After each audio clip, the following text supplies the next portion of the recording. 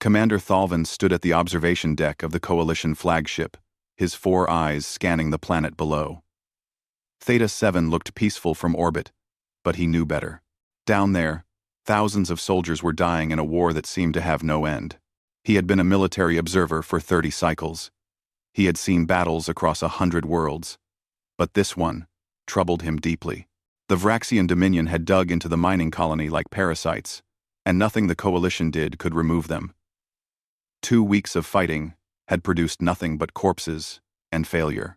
Thalvin's scaled fingers moved across his datapad, reviewing the casualty reports.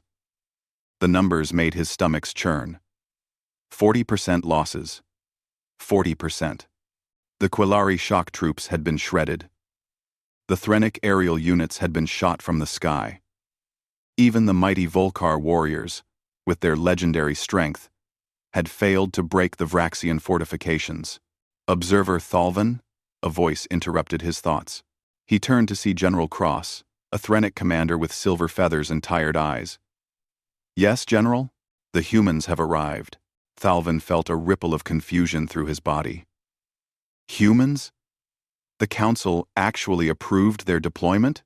We're desperate, Cross said simply. We've lost too many.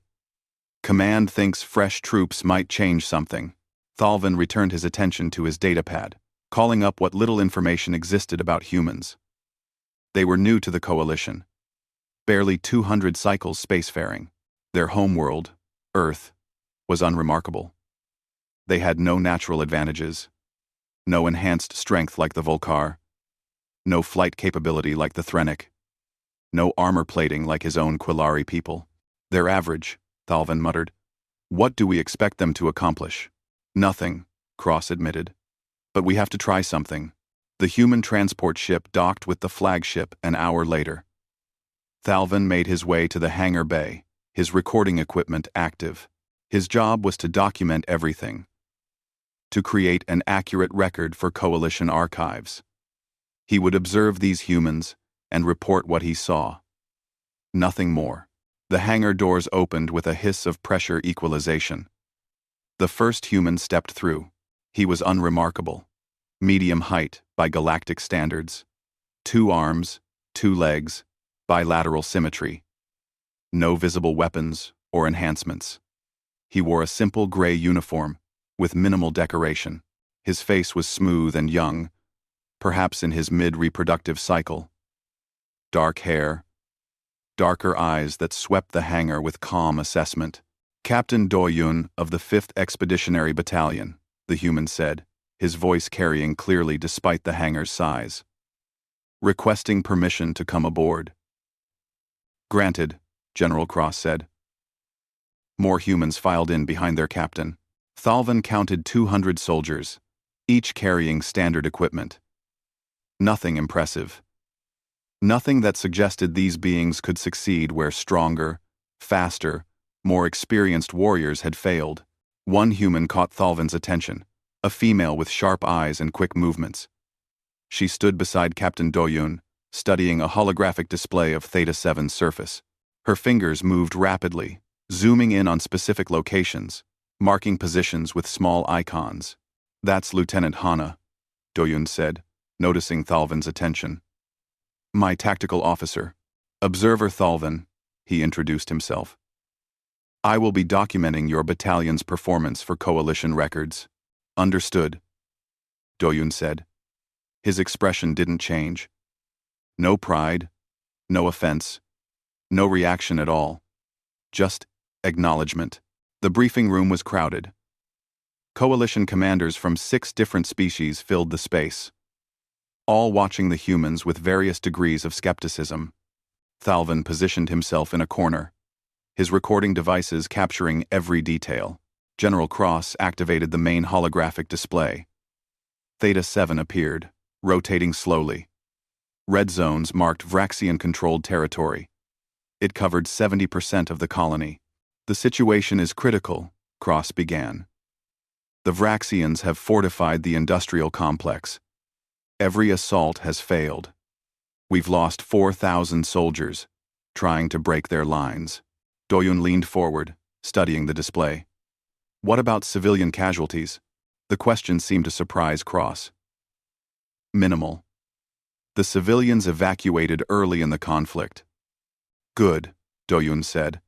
Then he asked something stranger. Do you have psychological profiles of the Vraxian commanders? Silence filled the room. Several coalition officers exchanged glances. One Volcar commander, a massive creature named Grendok, laughed harshly. Psychological profiles? What does their thinking matter? We need to break their defenses, not understand their feelings. Doyun's expression remained neutral. Understanding how an enemy thinks helps predict how they'll react. Broof. Broof. Warriors react with strength and honor, Grendok said, his voice dismissive. That's all you need to know. Thalvin noticed Lieutenant Hana making notes on her personal device. She seemed completely unbothered by Grendok's mockery. In fact, none of the humans showed any emotional response. They just listened and observed. I'll need detailed casualty reports, Doyun continued, broken down by location, time of day, and type of engagement. I also need supply line information, communication intercepts, if you have them, and structural data on the industrial complex. That's a lot of information, Cross said carefully. Yes. Doyun agreed. We need to understand the situation completely before we act. Another officer, a Quelari like Thalvin, spoke up. Act? Captain, we need immediate action. Soldiers are dying every day we delay. Soldiers die faster when they act without information, Doyun replied. His tone remained calm, almost gentle. We'll move as quickly as possible, but we'll move smart. The briefing continued for another hour. Thalvin recorded everything, but his mind kept returning to the humans' strange questions. They didn't ask about glory. They didn't ask about honor. They didn't ask where the fighting was thickest or where they could prove their courage. They asked about patterns, about logistics, about enemy psychology and structural weaknesses. They asked questions like scientists, not warriors. After the briefing, Thalvin followed the humans to their assigned quarters. He needed to conduct initial interviews to understand their mindset before combat began. He found Captain Doyun in a small office, reviewing data on multiple screens. The human didn't look up when Thalvin entered. Captain, may I ask some questions for my report? Of course. Doyun gestured to a chair. Thalvin settled his bulk into the seat. Your approach seems unusual. Most warriors want to engage the enemy immediately. You seem more interested in studying them. We do want to engage them, Doyun said, but we want to win when we do. And studying casualty reports helps you win? Yes. Doyun finally looked at him. Every death tells a story. Where did they die? When? What were they doing? These patterns reveal enemy tactics, their strengths and weaknesses. We learn from those who fell before us. That seems very clinical, Thalvin observed. War is clinical, Doyun said. Or it should be. Getting emotional. Fighting for pride or honor. That gets people killed unnecessarily. We fight to accomplish objectives, not to prove anything. Thalvin made notes. This was fascinating. Your species has been spacefaring for only 200 cycles. Yet you speak like a veteran of countless wars. For the first time, something flickered across Doyun's face. Not quite sadness, but something close. Commander Thalvin, humanity has been at war for 10,000 cycles. Not with aliens, with ourselves. We've fought in every terrain, every climate, every possible condition. We've tried every tactic, every strategy, every approach to killing each other. We've had a very long time to learn what works. The words hung in the air. Thalvin felt a strange chill along his spine. 10,000 cycles of war, he repeated. Against your own species? Yes, we're very good at learning from our mistakes. We've made a lot of them. Thalvin left the interview troubled. He had expected to observe primitive fighters, young and inexperienced. Instead, He had met something else entirely. These humans carried themselves like researchers, like scientists studying a problem. But the problem they studied was how to kill efficiently. That night, as Thalvin compiled his initial observations, he watched through the window as human soldiers prepared their equipment. They moved with quiet efficiency. No wasted motion. No grand gestures. They checked weapons, reviewed maps, and spoke in low voices. They looked utterly ordinary. And somehow, that made them more unsettling than any warrior race he had ever encountered. Tomorrow they would deploy to Theta 7. Tomorrow, Thalvin would see if human tactics matched human confidence. He had a feeling he was about to witness something unprecedented. He just didn't know if that was a good thing or a terrible one. 3 days passed since the humans arrived at Theta 7. Thalvin expected immediate action. Instead, he watched the humans do almost nothing. They landed on the planet's surface at dawn on the first day. The Coalition had given them quarters in the forward base. A fortified compound, 3 kilometers from the nearest Vraxian position. Captain Doyun thanked the base commander and immediately requested access to all sensor equipment. Thalvin followed the human captain everywhere, recording everything. On the second day, he found Doyun standing in the sensor room, staring at screens that showed the Vraxian fortifications in Sector 12.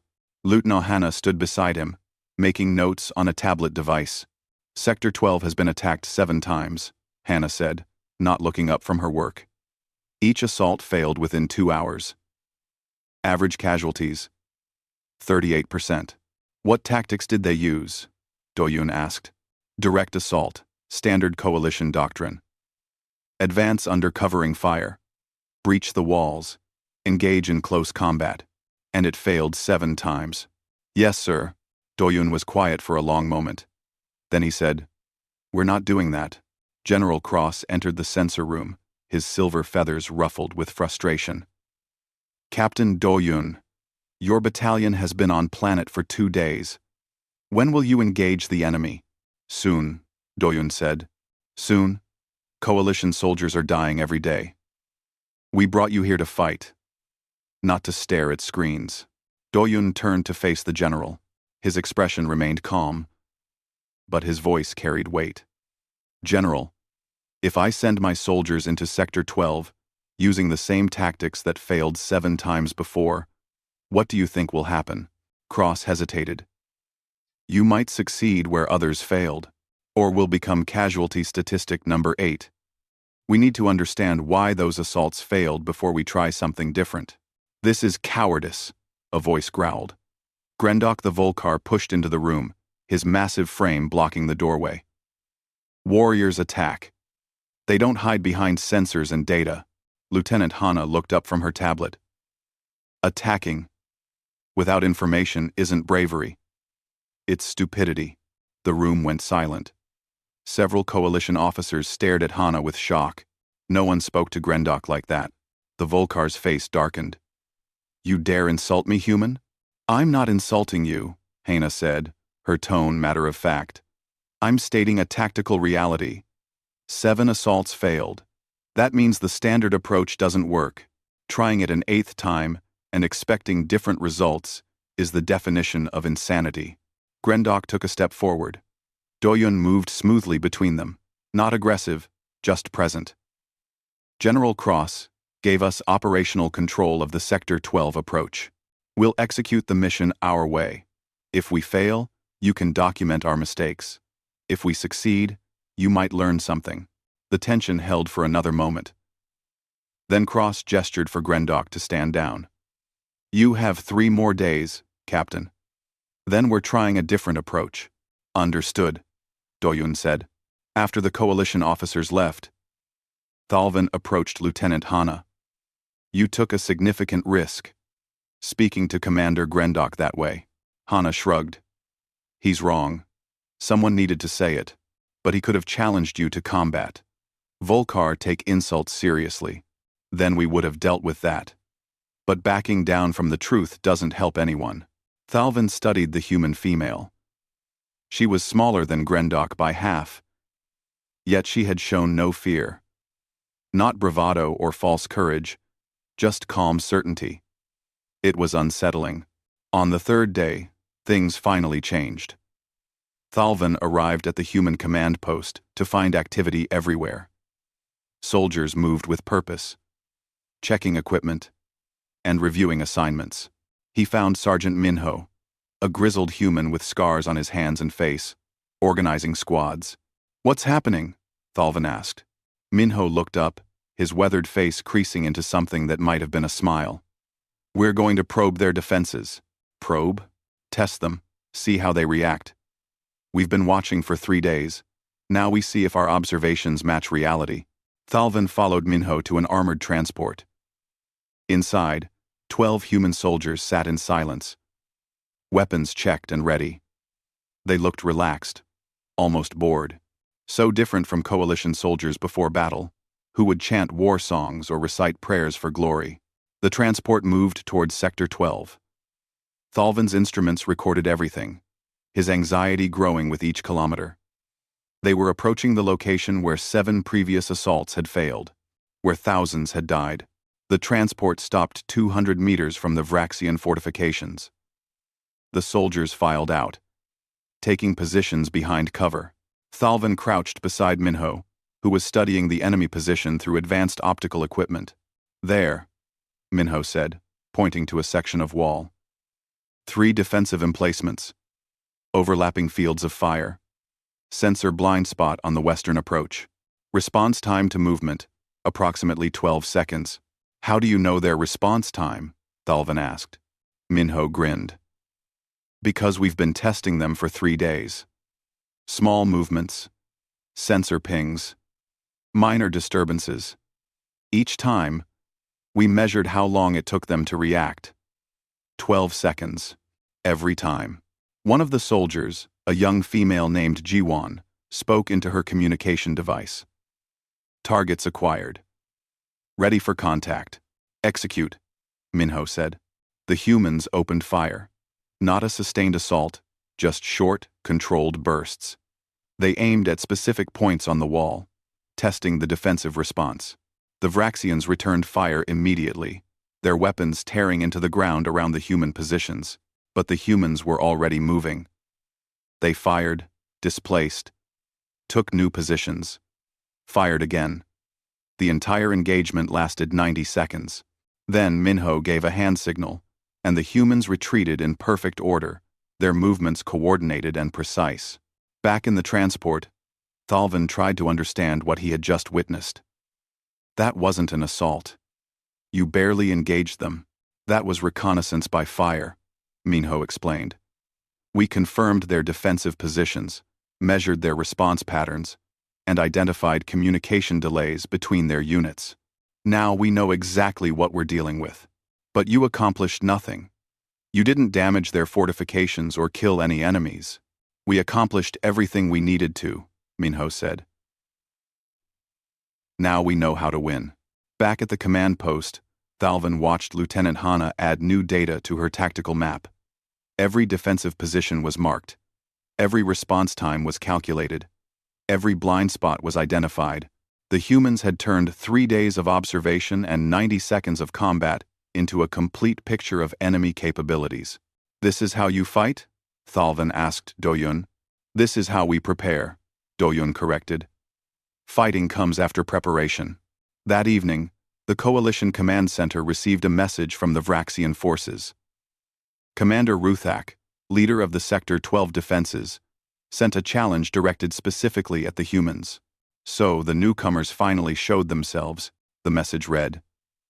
"Your cowardly probing is noted. If you have courage, attack like true warriors. Face us in honorable combat. Or are humans nothing but scouts and spies?" Grendok laughed when he heard the message. "They mock you, Captain Doyun. Will you answer this challenge?" Doyun read the message twice, then deleted it. "No. No?" Grendok's expression twisted with confusion and disgust. "They question your honor? And you ignore them?" "They're trying to provoke an emotional response," Lieutenant Hana said. "They want us to attack recklessly, angry and unfocused. That's how you create casualties. That's how you lose battles," Doyun added. Commander Ruthak can say whatever he wants. Words don't win wars. Words don't win wars. Thalvin watched the interaction carefully. The coalition officers looked uncomfortable. Even General Cross seemed troubled. In every galactic culture, challenges to honor demanded response. Warriors fought for pride, for reputation, for the respect of their enemies. But the humans simply didn't care. They weren't here for honor. They weren't here to prove anything. They were here to accomplish a mission, and everything else was irrelevant. Later that night, Thalvin found Specialist Jiwan working in the communications room. She was analyzing the intercepted Vraxian transmissions, her fingers dancing across multiple keyboards simultaneously. "What are you looking for?" Thalvin asked. "Patterns," Jiwan said. "The Vraxians use encrypted communication, but encryption has patterns. Voice stress analysis, frequency of transmission, who talks to whom. It tells a story even if we can't understand the words yet." "And what story are the Vraxians telling?" Jiwan smiled. "They're nervous. Their commanders send a lot of messages asking for status updates. That means they're worried about something. And Commander Ruthak, the one who sent that challenge? He's been arguing with his superiors. We can't understand the words, but the tone is clear. They're fighting about strategy. How does that help you? Discord in command structure means slower decision-making. It means we can act faster than they can respond. That's an advantage." Thalvin left the communication room with his mind spinning. The humans were fighting a completely different kind of war. They weren't focused on glory, or honor, or proving their worth. They were analyzing every detail, every pattern, every weakness. They were treating war like a science experiment. On the fourth morning, Captain Doyun called a meeting with Coalition Command. Thalvin attended. His recording equipment active. "We're ready to take Sector 12, Doyun announced. General Cross looked skeptical. "Ready? You've barely engaged the enemy? We've learned everything we need to know. Tonight, at 0300 hours, we'll execute our assault. I request no coalition interference during the operation. You want full operational control?" Grendok asked. "This is a critical position. If we fail, you can try your method again," Doyun said.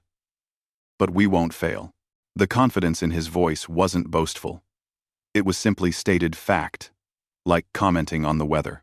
This human captain believed, with absolute certainty, that his forces would succeed where 7 previous assaults had failed. Thalvin wanted to believe him, but he had seen too many confident warriors die. Tonight would reveal whether human confidence was justified or delusional. Tonight, Thalvin would finally see humans truly fight. The night was cold on Theta 7. Thalvin sat in the human command post, watching multiple display screens that showed different views of Sector 12. Captain Doyun stood at the center of the room, calm and still. Lieutenant Hana moved between stations, checking final preparations. Sergeant Minho was somewhere out in the darkness with his soldiers. The clock showed 0245 hours, 15 minutes, until the assault began. Thalvin had invited several coalition observers to watch. General Cross stood in the back of the room, his expression unreadable. Grendok had refused to attend, calling the whole operation a waste of time. Other officers from various species watched with skepticism. "All units report ready," a voice said over the communication system. Doyun nodded. "Stand by for execution. Phase 1 begins in 10 minutes. Thalvin leaned forward, every recording device active. He needed to capture everything that happened next. At exactly 0300 hours, the eastern wall of the Vraxian fortification exploded. The blast was massive, tearing a hole 5 meters wide in the reinforced concrete. Alarms immediately screamed throughout the enemy position. Thalvin could see Vraxian soldiers rushing toward the breach, weapons ready, preparing to repel the expected assault. But no assault came. "Phase 1 complete," Lieutenant Hana said. "Enemy forces, repositioning." As predicted. "What was the point of that?" one of the coalition observers asked. "You showed them where you're attacking." We showed them where we want them to think we're attacking, Hana corrected. She pointed to the display screens. Watch the troop movements. They're pulling defenders from the western and southern positions to reinforce the east. Thalvin watched in fascination. The Vraxians were doing exactly what Hana said.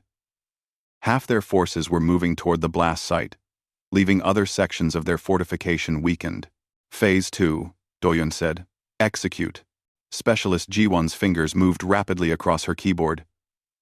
Jamming. Active. Their communication network is compromised. On the displays, Thalvin could see confusion spreading through the Vraxian forces.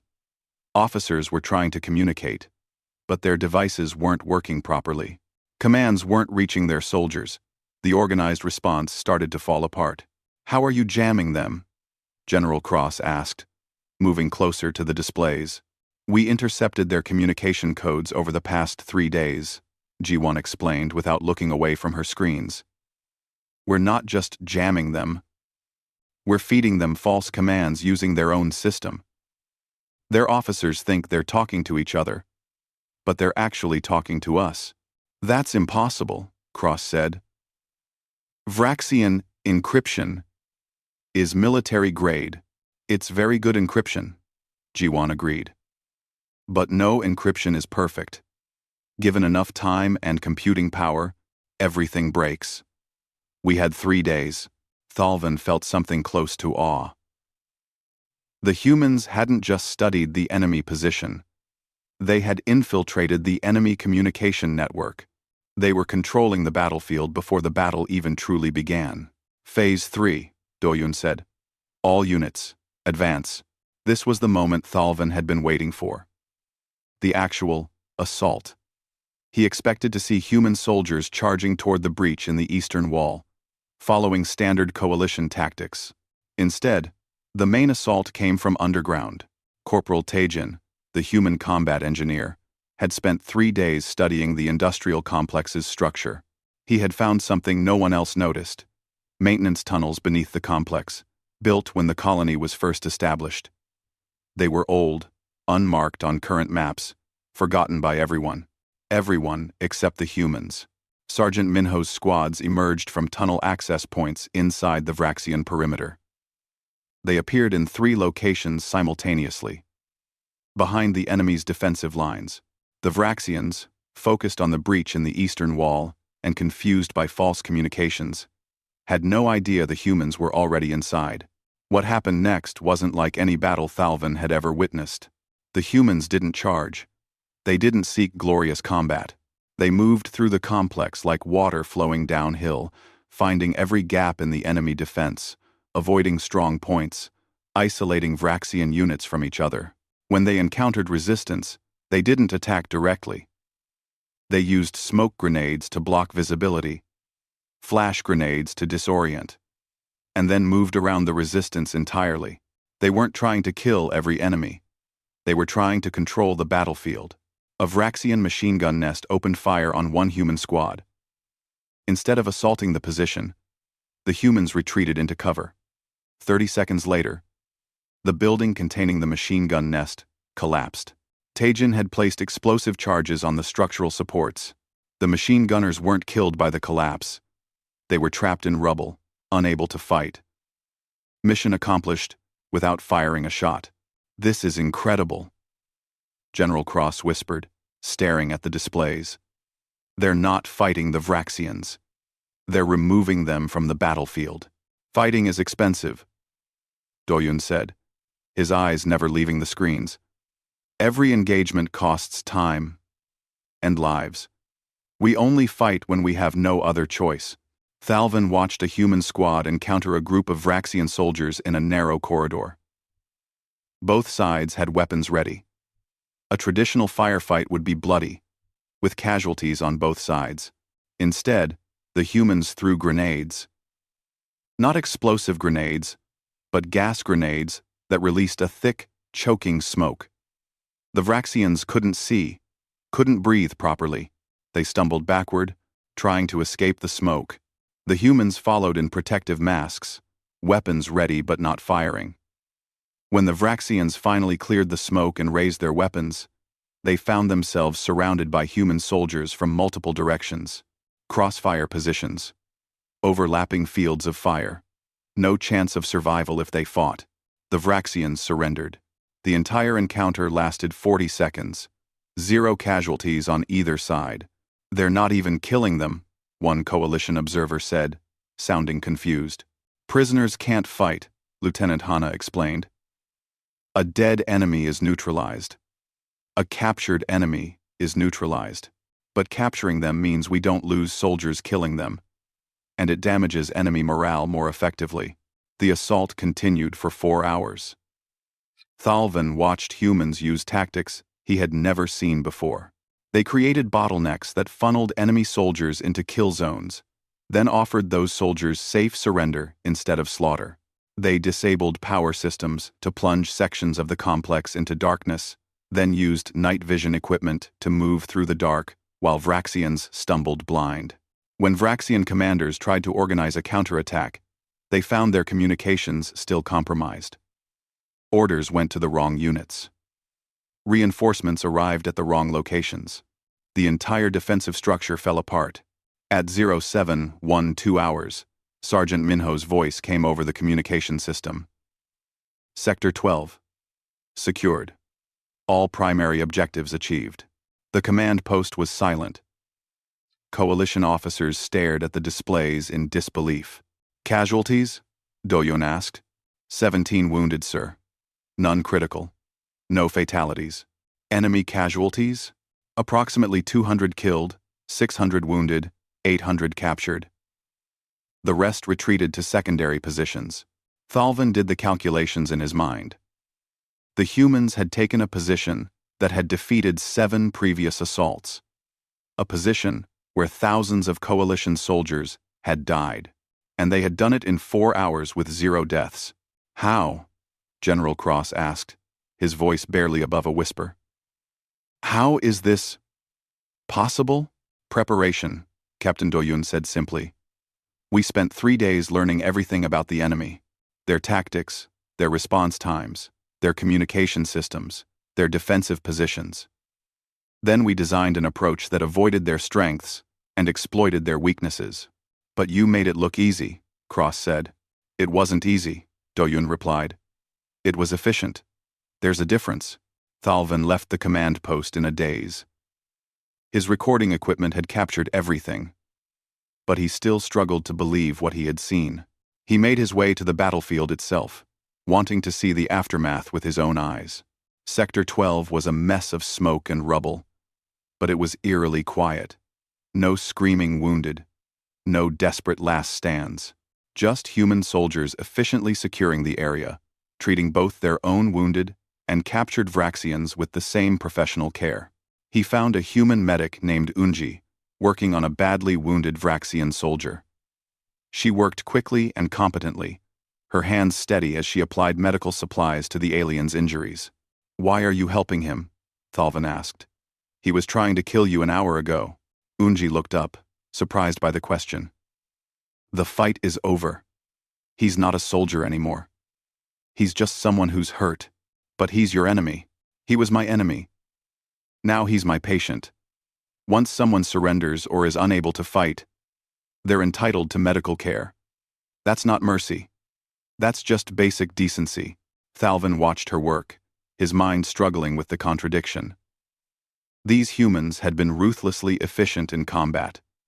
They had dismantled the Vraxian defense with surgical precision, but now, with the battle won, they showed compassion to those who had tried to kill them.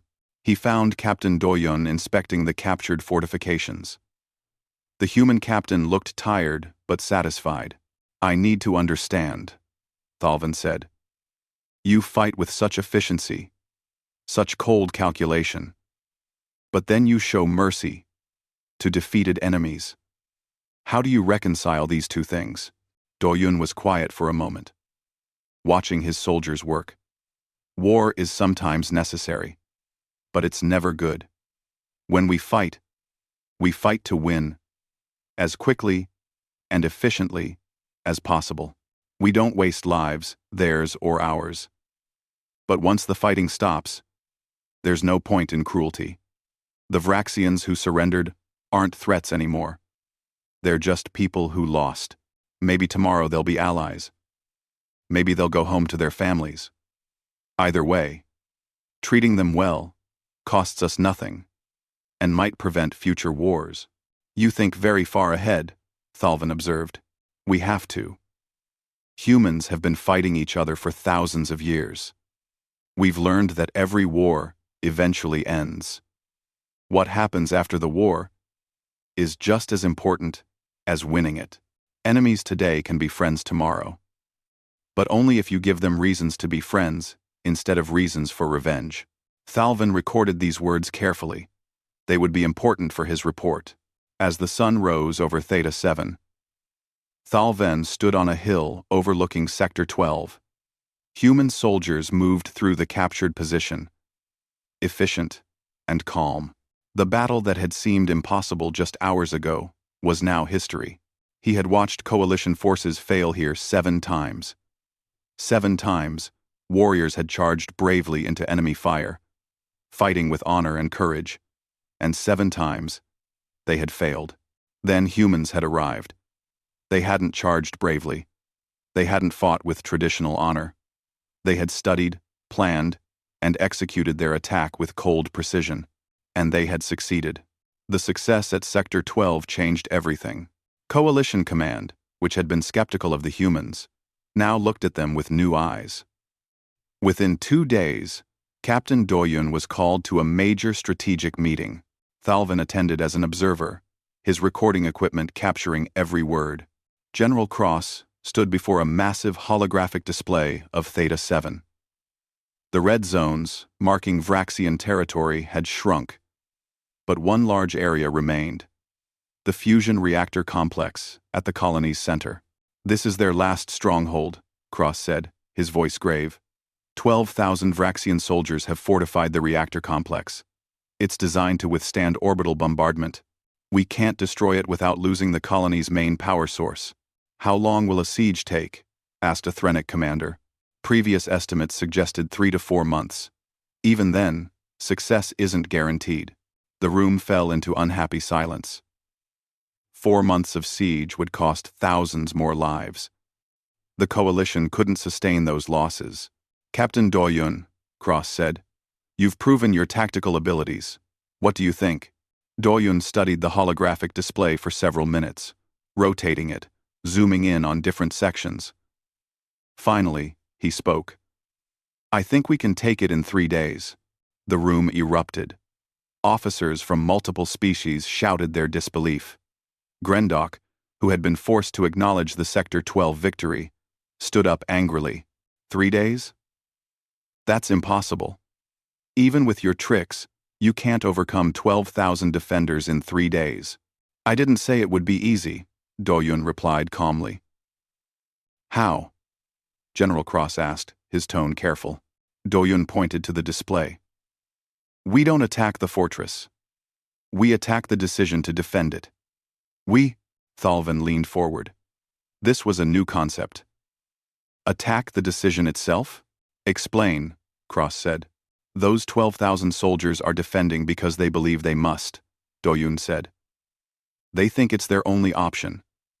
If we give them other options, they'll take them. You want them to surrender? Grendok laughed harshly. Vraxian warriors don't surrender a fortified position. They have honor. Everyone has honor until the cost becomes too high, Lieutenant Hana said. She stepped forward, manipulating the holographic display. The reactor complex has strong defenses, but it also has weaknesses. They have 12,000 soldiers, but limited supplies. They're getting water from underground reserves, power from the reactor itself. They're comfortable now, but comfort can change. You want to siege them? Asked the Threnic commander. No, Doyun said. Sieges take too long. We want to make them uncomfortable very quickly. Uncomfortable enough that defending stops being worth it. Over the next hour, Doyun outlined his plan. It was unlike anything Thalvin had heard before. The humans weren't planning a military assault. They were planning a psychological operation, mixed with strategic pressure. Phase 1 would begin immediately. Thalvin followed the humans as they implemented their plan. The first action was surprising. They did nothing violent. Instead, Specialist Jiwan set up a powerful broadcast system and began transmitting messages directly into the reactor complex. The messages offered surrender terms. Any Vraxian soldier who surrendered would receive medical care, food, and safe passage to a prisoner facility. Officers who surrendered would keep their rank and receive respectful treatment. The broadcasts repeated every hour in the Vraxian language. "They'll never accept," Grendok said when he heard about the broadcasts. "You're wasting time." But Thalvin noticed something interesting. The humans weren't just broadcasting surrender terms. They were also broadcasting news about the war.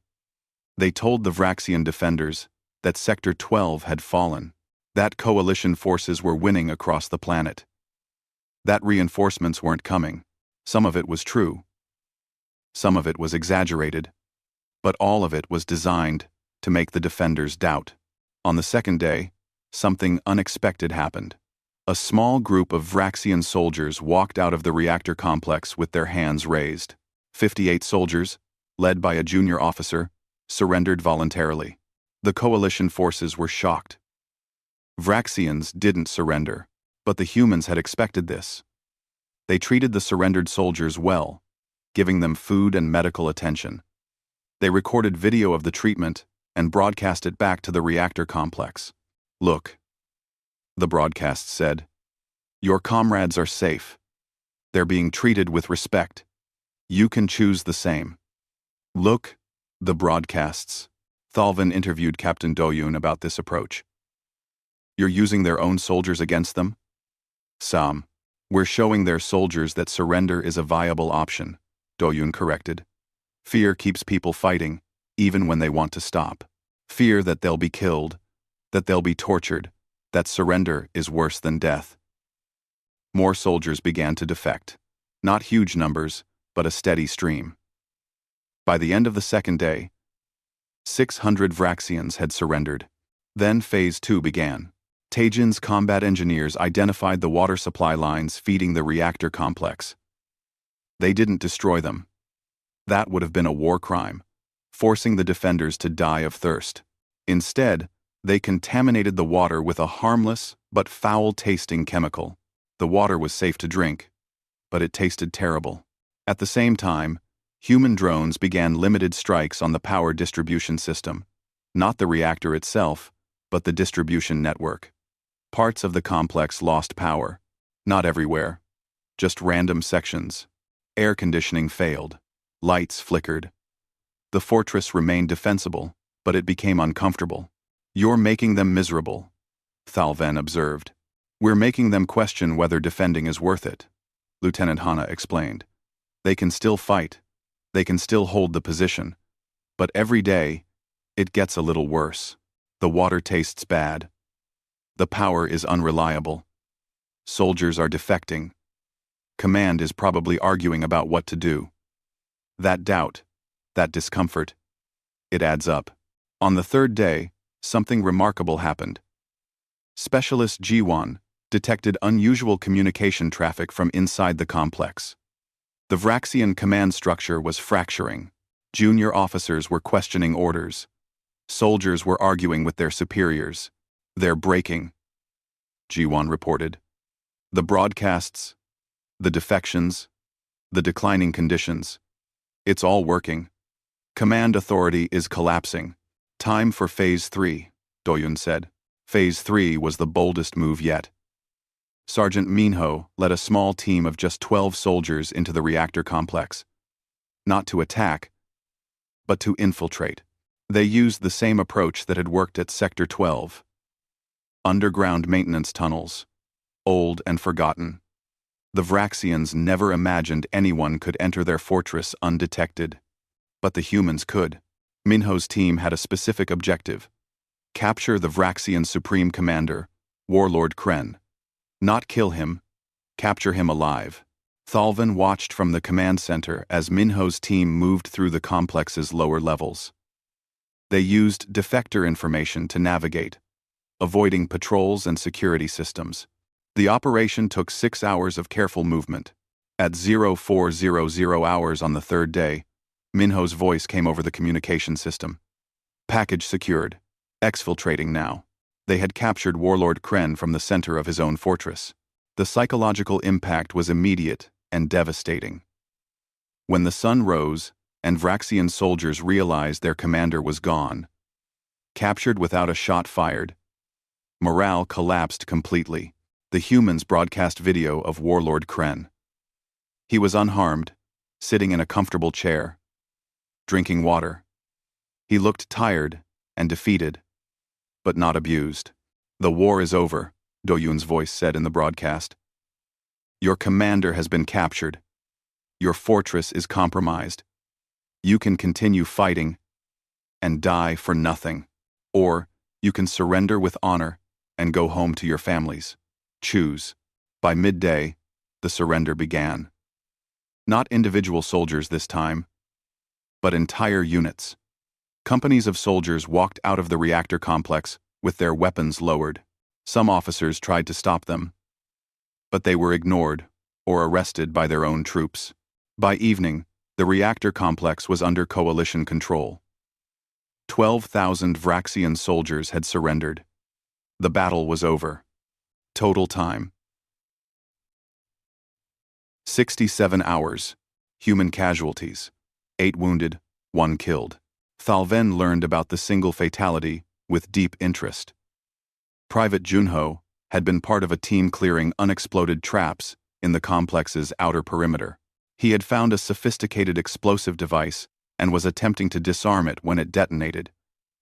He died instantly, saving the 3 soldiers working nearby. Captain Doyon attended Junho's memorial service personally. Thalven observed from a respectful distance, recording the ceremony.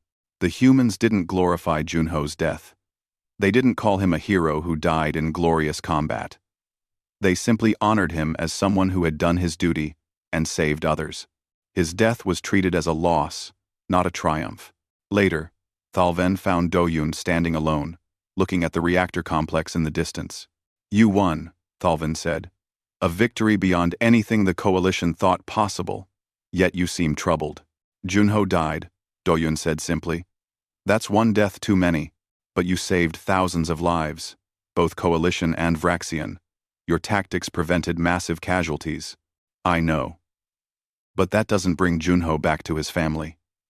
Doyun was quiet for a moment. "Every war has costs. Every victory has losses.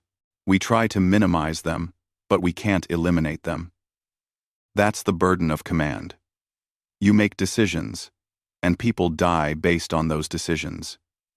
You live with that." Thalven made careful notes. This was important.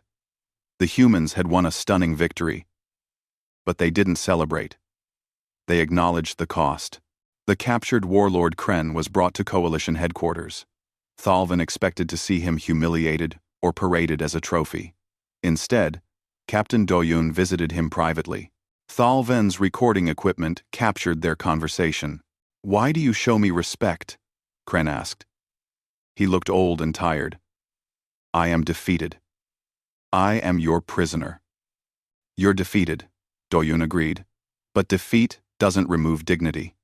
You're a soldier who fought for what you believed. I can respect that even if we were enemies. Your tactics were unlike anything I've encountered. You didn't fight with honor. We fought to win with minimum casualties. If that's dishonorable, I'll accept that judgment." Kren studied the human captain. "Your mercy is strategic, not emotional. You treat me well because it serves your purposes." "Partially," Doyun admitted. "Treating prisoners well encourages others to surrender. But it's also the right thing to do. You're no longer a threat. Cruelty serves no purpose now." 23. 23. Doyun admitted. 23. 23. "If our positions were reversed, I would not show you such courtesy." "I know," Doyun said. "That's why you lost." The words hung in the air. Not cruel, just honest.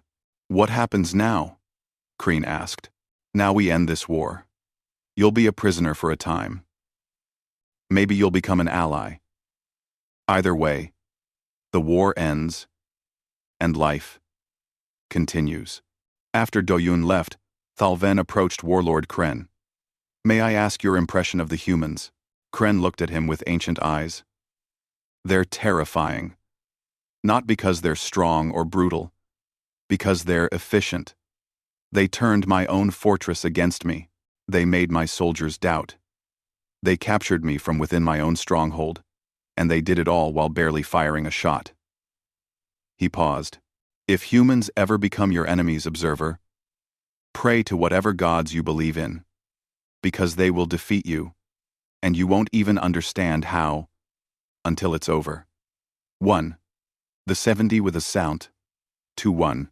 That night, Thalven compiled his observations. The reactor complex was secure. Theta 7 was liberated. The Vraxian presence had been eliminated in less than 2 weeks.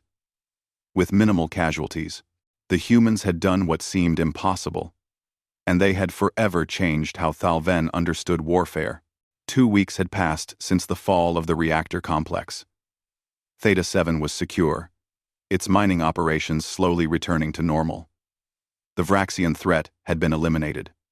The war on this world was over. Thalven sat in his quarters, surrounded by datapads and recording devices. He had documented everything. Every battle, every strategy, every conversation. Now came the hardest part: writing his official report for the Galactic Coalition Council. How could he explain what he had witnessed? How could he make them understand? He began with simple facts, numbers, and timelines. The Coalition had fought for 3 weeks before the humans arrived, suffering 40% casualties with minimal progress. The humans arrived and secured total victory in 2 weeks with less than 1% casualties.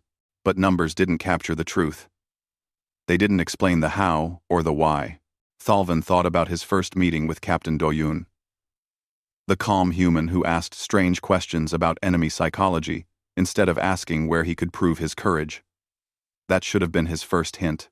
He thought about Lieutenant Hana, who spoke truth to a Volcar warrior, twice her size without fear. About Sergeant Minho, who treated reconnaissance like a science experiment. About Specialist Ji-Wan, who broke military-grade encryption like it was a simple puzzle.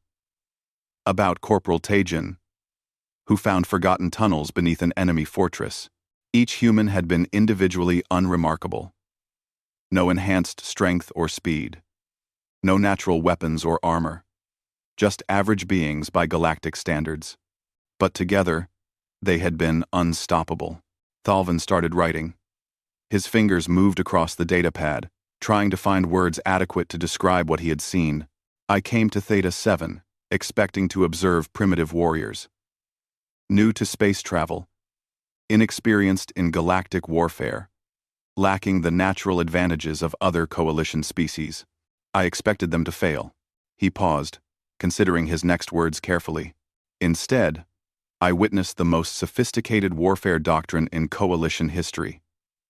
Humans do not fight like other species. They do not seek glory or honor. They do not test their courage through direct confrontation. They treat war as a problem to be solved, using intelligence and planning as their primary weapons." Thalven reviewed footage from the Sector 12 assault. The explosion that drew enemy attention away from the real attack. The communication jamming that sowed confusion. The underground approach that bypassed defenses entirely. Every element had been calculated and planned. Human warfare is based on adaptation and efficiency. They study their enemies completely before engaging. They identify weaknesses and exploit them ruthlessly. They avoid enemy strengths rather than challenging them directly. This is not cowardice. This is intelligence. He wrote about the reactor complex, the psychological warfare, the surrender broadcasts, the strategic discomfort that broke enemy morale without massive bloodshed. Humans understand that the goal of war is not killing enemies.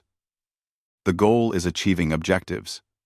If objectives can be achieved without killing, they prefer that approach. This makes them more dangerous, not less. An enemy who wants to kill you is predictable.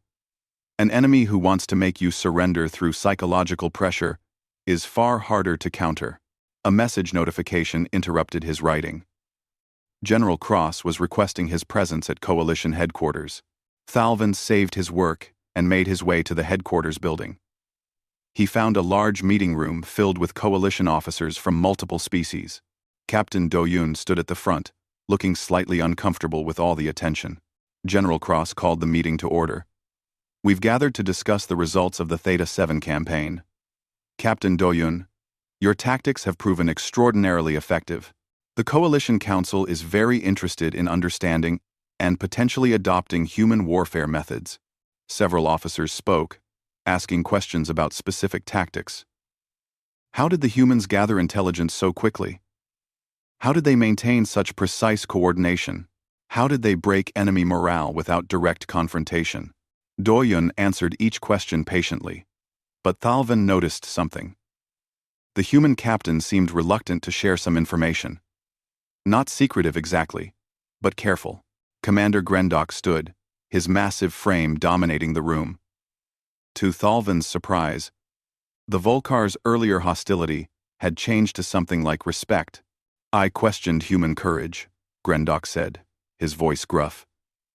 I was wrong. You fight differently than we do, but you fight effectively. I would be honored to learn from your methods. Do-Yun nodded. I appreciate that, Commander. But I need to say something important. Human tactics work because they're built on 10,000 years of war experience. We've fought in every environment, against every type of enemy, using every weapon imaginable. We've made every mistake possible and learned from them. He paused, looking around the room. You can learn our tactics. You can copy our strategies. But tactics and strategies are just tools. What makes them effective is the mindset behind them. We don't fight for honor or glory. We fight to win with minimum casualties. If your species can't embrace that mindset, our tactics won't work for you. You think we're too focused on honor? Grendok asked. I think every species has cultural values that influence how they fight. For Volkars, individual strength and courage are paramount. For Quelari, collective security and defensive positions are traditional. For Thrennic, aerial superiority and speed. These aren't wrong. They're just different. Lieutenant Haina stepped forward. Human tactics can complement your traditional methods. You don't have to abandon your cultural values. You just have to add new tools to your arsenal. The meeting continued for hours. Thalvin recorded everything, but his mind kept returning to one question.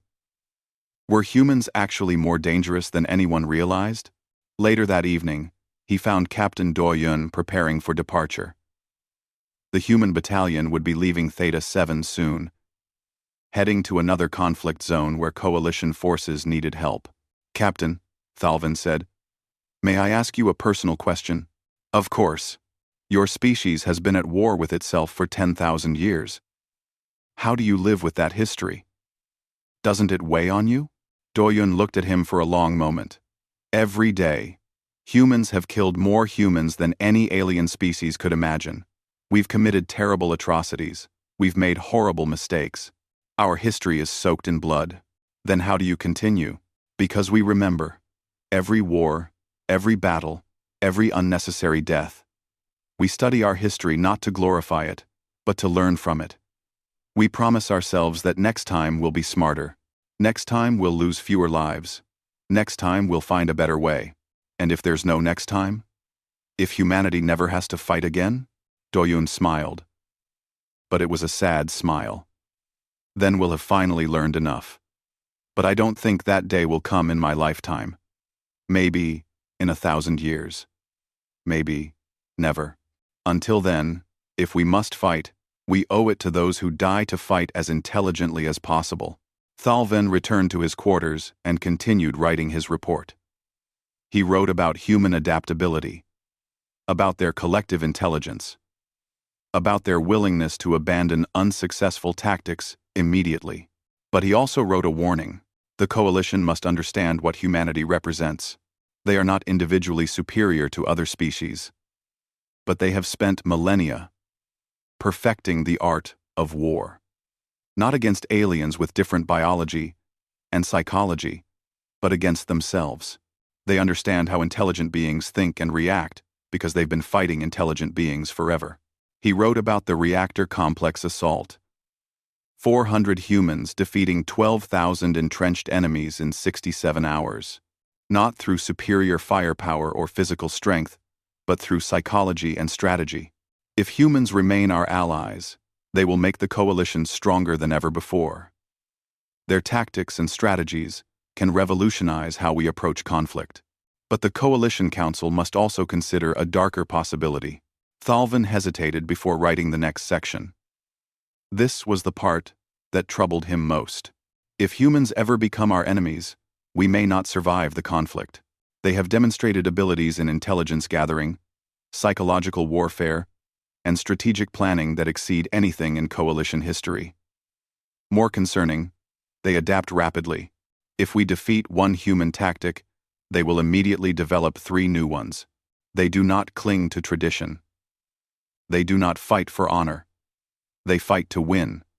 And they redefine winning to include the aftermath. This makes them both valuable allies and potentially terrifying enemies. The final section of his report was a recommendation. After 2 weeks of observation, after witnessing human warfare firsthand, what did Thalvin believe the coalition should do? Recommendation: humanity must remain within the coalition. Their tactical abilities are too valuable to lose, and making them enemies would be catastrophic. However, the coalition must invest in understanding human psychology and culture. We must ensure that humans remain committed to coalition values and objectives. 1. More importantly, we must learn from them. Not just their tactics, but their mindset. Their willingness to adapt, to abandon unsuccessful approaches, to prioritize results over tradition. These qualities could transform the coalition from a collection of warrior species into a truly unified military force. Thalvin finished his report 3 days later. It was the longest and most detailed observation document he had ever written. He transmitted it to the Coalition Council and waited for their response. The response came faster than expected. The Council wanted him to present his findings in person. They wanted to hear about humanity's performance directly from the observer who had witnessed it. Before leaving Theta 7, Thalvin attended a final ceremony. Captain Doyun was receiving the Coalition Medal of Strategic Excellence, the highest military honor for tactical achievement. Lieutenant Hana was being promoted to major and offered a teaching position at the Coalition Tactical Academy. Sergeant Minho was retiring from active duty, accepting a role training other species in infantry tactics. But the most emotional moment came when Captain Doyun presented a posthumous medal to Private Junho's family. The young soldier's parents had traveled from Earth to receive the honor. They looked small and fragile among the various alien species, but they stood with dignity as Doyun spoke about their son's sacrifice. Junho died doing his duty, Doyun said, his voice carrying across the ceremony ground. He saw danger and moved to protect others. That's who he was. That's who we try to be. We don't fight because we enjoy it. We fight to protect. And when we fall knowing that our sacrifice meant something. Thalvin watched Junho's mother accept the medal, tears streaming down her face. This was humanity too. Not just tactical brilliance and strategic genius, but genuine emotion and loss. Later, Thalvin found himself standing beside Junho's father. The human man looked at the medal in his hands. Was it worth it? The father asked quietly. All this victory, all this success, was my son's life worth it? Thalvin didn't know how to answer. But before he could speak, Doyun appeared beside them. No, the captain said simply. One life is never worth any victory. But Junho didn't die for victory. He died protecting his friends. That's worth everything. The father nodded, accepting the answer. Thalvin left Theta 7 3 days later. He traveled to the Coalition Council chambers on the capital world, carrying his report and all his recordings. He presented his findings to the full council, speaking for 6 hours about everything he had witnessed. The council members listened in silence, occasionally asking questions, but mostly just absorbing the information. When he finished, the council chamber was quiet. Then the discussions began. Should humanity receive more authority in coalition military planning? Should their tactics become standard training? Should they be given command positions over other species? The debate lasted for days. Some council members were enthusiastic about human methods. Others were concerned about cultural compatibility. A few feared that humans might become too influential within the coalition. Finally, a compromise was reached. Human tactical doctrine would be integrated into coalition military training. Human officers would be offered teaching positions at military academies. Human strategies would be studied and adapted to work with different species' cultural values. But most importantly, humans would remain within the coalition as full members. Their expertise valued, and their methods respected. Thalvin's report became required reading at every coalition military academy. The human doctrine revolutionized coalition warfare strategy over the following years. The war with the Vraxian Dominion ended within a cycle, with most former enemies joining the coalition as member states after seeing human negotiation skills match their combat abilities. Years later, Thalvin returned to his homeworld and retired from active observation duty. He became a teacher, using his recordings from Theta 7 to educate new generations of coalition officers. His students always asked the same questions. Are humans really that dangerous? Are they truly as effective as the reports suggest? Thalvin would show them footage from Sector 12. The explosion. The communication jamming. The underground assault. He would show them the reactor complex surrender. 12,000 soldiers giving up in 67 hours. Then he would tell them something he had learned. Humans are not stronger than you. They're not faster. They don't have natural weapons or enhanced abilities. But they have spent 10,000 years learning how to defeat beings exactly like themselves. Intelligent, adaptable, creative beings. They've mastered warfare in a way that no other species has matched because they've never fought anyone but themselves. If humans are your allies, you're fortunate. If they're your enemies, you're in serious trouble. Not because they're cruel or savage, but because they're efficient. They will study you, understand you, and defeat you using your own weaknesses against you. And they'll do it while treating captured soldiers with respect and planning for peace after the war ends. That's what makes them fearsome. Not their strength, but their intelligence. Not their courage, but their adaptability. Not their honor, but their pragmatism. And across the galaxy, whenever species spoke of humanity, they no longer spoke with curiosity or condescension. They spoke with respect, and perhaps just a small measure of fear, because they had seen humans seize the battlefield. And they understood their fearsome reputation.